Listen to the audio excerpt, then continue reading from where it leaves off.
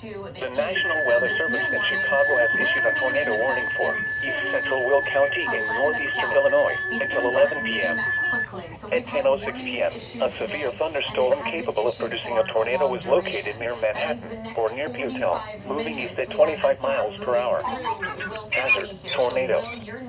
Source: radar-indicated rotation.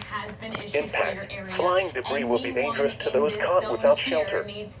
Mobile homes will be damaged or destroyed. Damage to roofs, windows, and vehicles will occur. Tree damage is likely.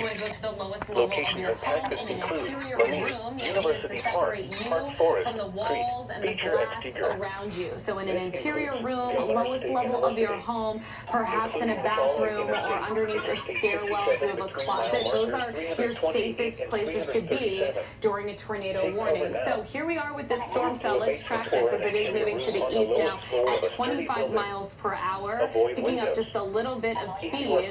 Let's push this off to the east.